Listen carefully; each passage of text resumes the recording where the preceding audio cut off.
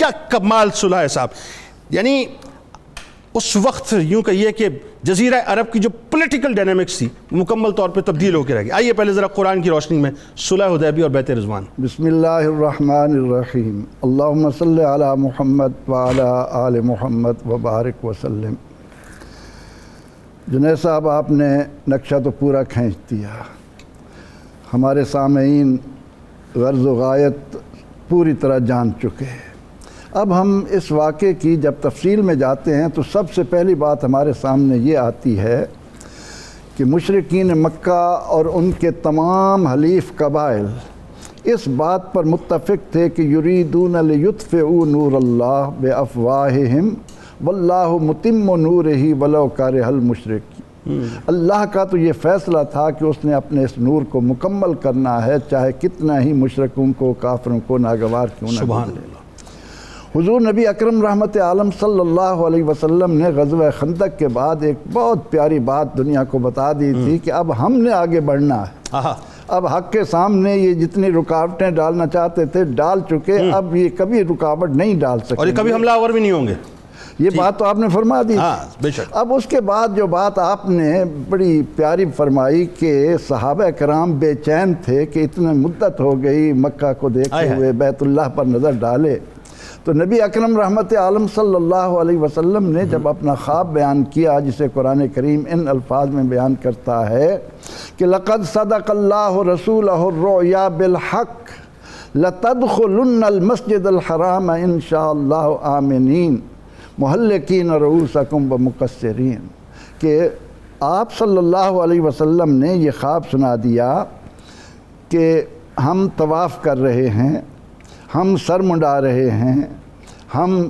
خانہ کعبہ میں داخل ہو رہے ہیں. تو اللہ رب العزت نے جب آپ کو یہ خواب دکھایا تو آپ نے جب اس کا ذکر کیا تو مدینہ کے در و دیوار گواہی دینے لگے کہ آقا علیہ السلام کی زبان اقدس سے یہ وقت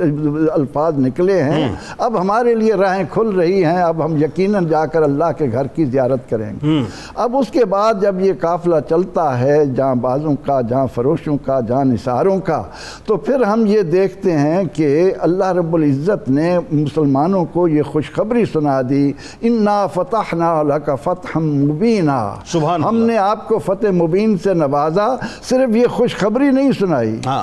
جنید اقبال صاحب یہاں پر بڑے خوبصورت انداز میں اللہ تعالیٰ نے ایک بات فرمائی, لِيَغْفِرَ لَكَ اللَّهُ مَا تَقَدَّمَ مِن ذَنبِكَ وَمَا تَأَخَّرَ. اے میرے محبوب علیہ الصلاۃ والتسلیم, آج حدیبیہ کے میدان میں جو صلح نامہ لکھا جانا ہے وہ قیامت تک آنے والے لوگوں پر واضح کر دے گا کہ مشرکین مکہ آپ صلی اللہ علیہ وسلم پر جس طرح کے الزامات لگا رہے تھے کہ آپ جادوگر ہیں, آپ کاہن ہیں, آپ کو کوئی آ کر پڑھا جاتا ہے, لیغفر لک اللہ, آج سارے کے سارے الزامات دھل جائیں گے اور دنیا قیامت دیکھتی رہے گی کہ صفحہ ارضی پر محمد عربی صلی اللہ علیہ وسلم جیسا عقل مند, دانا, حکیم اور کوئی انسان نہیں ہے. ایک طرف اس ایگریمنٹ کا تذکرہ بھی ہے قرآن میں, پھر کہیں جو ہے وہ بیعت رضوان کی بھی یعنی محبوب کی اداؤں کو بیان کیا جا رہا ہے. قرآن کریم بیان کرتا ہے کہ ان الذین یبایعونک تحت الشجرہ, اے محبوب جو لوگ درخت کے نیچے آپ کے ہاتھ میں اپنا ہاتھ دے رہے تھے, یہ آپ کے ہاتھ میں نہیں دے رہے تھے, ید اللہ فوق ایدیہم, ان کے ہاتھوں پر تو اللہ کا ہاتھ. اللہ اکبر. صرف اتنا ہی نہیں, پھر قرآن کریم نے قیامت تک آنے والے لوگوں کو ان 1400 نفوس قدسیہ کے بارے میں جو خبر دی کہ لقد رضی اللہ عن المؤمنین, اللہ ان مومنوں سے راضی ہو گیا, یبایعونک تحت الشجرہ, جو درخت کے نیچے آپ کے ہاتھ میں اپنا آپ کو ہاتھ دے رہے تھے. تو اللہ رب العزت نے قرآن کریم میں ان تمام تر باتوں کو اس خوبصورت انداز میں بیان